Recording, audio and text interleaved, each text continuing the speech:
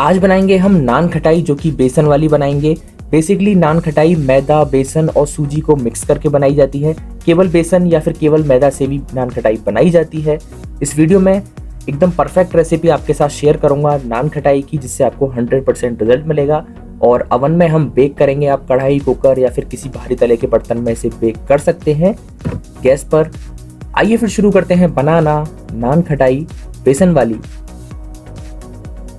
इसके लिए सबसे पहले मैं आपको इंग्रेडिएंट्स बता देता हूँ कि कितना कितना आपको क्या क्या लेना है बेसन नान खटाई बनाने के लिए। तो ये देखिए, सबसे पहले ये है हमारे पास बेसन, जो कि 1 कप है। 1 कप में 120 ग्राम से 150 ग्राम तक आ जाता है बेसन। पाउडर चीनी है 2/3 कप, यानी कि 80 से 90 ग्राम के बीच में। और ये हमने लिया है देसी घी आधा कप, लगभग 100 ग्राम है।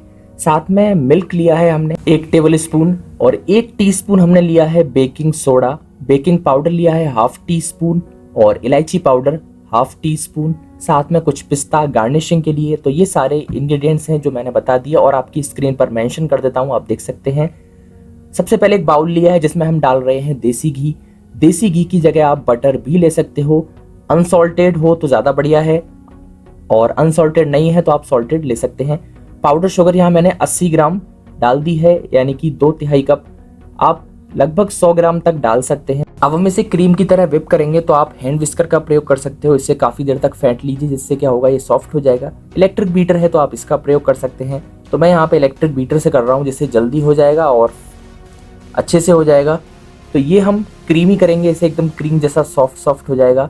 ये वाला जो स्टेप है ये करना बहुत ज़रूरी है, तभी आपके जो नान खटाई है वो एक परफेक्ट बनेंगी। और अभी देखिए, जो इसका जो टेक्सचर है वो एकदम स्मूथ हो गया है, कलर भी चेंज हो गया है, लाइट कलर हो गया है घी का, और ये बिल्कुल तैयार है। एक बार स्पैचुला से साइड से स्क्रैप कर लेते हैं, और इसमें हम पहले मैं आपको दिखाता हूँ। ये देखिए कितना सॉफ्ट है ना, कलर भी देखिए आप, इससे पता चलता है कि एकदम ये तैयार है। अब हम इसमें मिल्क डाल देते हैं 1 टेबल स्पून, लगभग 15 ml है। और एक बार और इसे बीट कर लेते हैं, अच्छे से चला लेते हैं। तो मिल्क डालने के बाद, एक बार बीट करने के बाद, ये बिल्कुल तैयार है नान खटाई बनाने के लिए। और अब हम क्या करेंगे, इसमें अपने ड्राई इंग्रेडिएंट्स डालेंगे। तो छलनी लगा दी है मैंने, और इसमें मैं डाल रहा हूँ 1 कप बेसन। आप चाहो तो आधा बेसन आधी मैदा भी डाल सकते हो। और ये मैंने डाल दिया है बेकिंग सोडा, बेकिंग पाउडर, दोनों डाल दिए हैं। तीनों को एक साथ छान लेंगे। और मैं बता रहा था, बेसन के साथ आप मैदा भी डाल सकते हैं और सूजी भी डाल सकते हैं 2 टेबल स्पून। साथ में मैंने डाल दिया है यहाँ पे इलायची पाउडर आधा टीस्पून, 1/2 टीस्पून। और ये मैंने केवल बेसन से बना रहा हूँ, इसलिए मैंने केवल बेसन लिया है। आप अपने अनुसार कम ज़्यादा कर सकते हैं क्वांटिटी सूजी, मैदा, बेसन की। ये देखिए, सबको एक साथ मिक्स कर लेते हैं, और बस फोल्ड करना है। फोल्ड करने के बाद एक डो जैसा बन जाएगा। और ध्यान रहे, नान खटाई का डो हमेशा हमें सॉफ्ट बनाना है, तभी वो कुकीज़ हमारे एकदम परफेक्ट बनेंगे। तो ये डो हमारा तैयार है। इसे ना आप कुछ देर के लिए, 5-7 मिनट के लिए फ्रीज में रख दीजिए, ताकि ये सेट हो जाए। अभी देखिए एकदम सॉफ्ट डो है हमारा। इसे कुछ देर फ्रीज में रख देते हैं, 5 से 7 मिनट के लिए। अभी लगभग 7 मिनट हो चुके हैं, फ्रीज से मैंने बाहर निकाल लिया। और ये मैंने टेबल स्पून लिया है, 1/2 table spoon, measuring teaspoon, table spoon जो होते हैं, इसमें हम भरेंगे इस तरीके से। इससे क्या है, जो एक साइज के हमारे बॉल्स बनेंगे। हथेली के बीच में गोल गोल करेंगे और अपनी बेकिंग ट्रे पर रख देंगे। बेकिंग ट्रे में आप चाहो तो नीचे बटर पेपर लगा सकते हो, या फिर ऑयल या बटर से नीचे ब्रश कर सकते हो। तो हम ऐसे ही सारे के सारे तैयार कर लेंगे।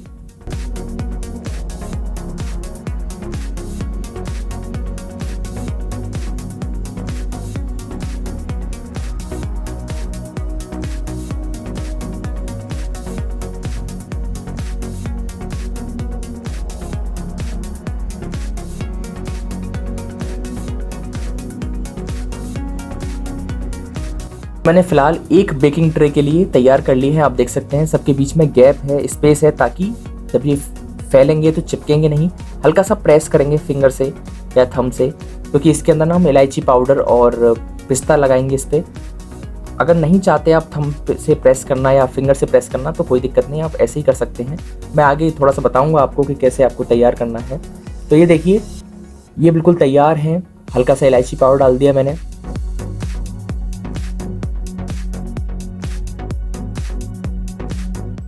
अवन मैंने पहले ही प्रीहीट करने रख दिया था कन्वेक्शन मोड पे।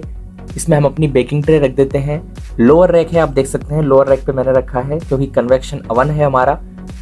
और टेम्परेचर 130, 140, 150 ऐसे आपको रखना है। मैंने 140 पे शुरू में 10 मिनट के लिए लगाया है, फिर हम 4 to 5 मिनट के लिए और लगाएंगे अगर जब बेक नहीं होगा तो टोटल 14 मिनट लगे और हमारा जो बेकिंग है वो हो चुका है। इसको ठंडा होने देते हैं।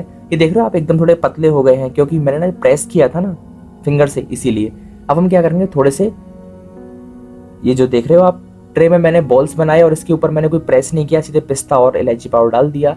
अब हम देखते हैं, सीधे से ले चलते हैं अवन की तरफ। अवन में मैंने सेम टेम्परेचर वही 140 to 150 पे लगा दिया। 14 to 15 मिनट लगेगी इसे बेक होने में। डिपेंड करता है क्वांटिटी पर भी और साइज पर भी डिपेंड करेगा, टेम्परेचर पे भी डिपेंड करेगा कितना टाइम लेगा।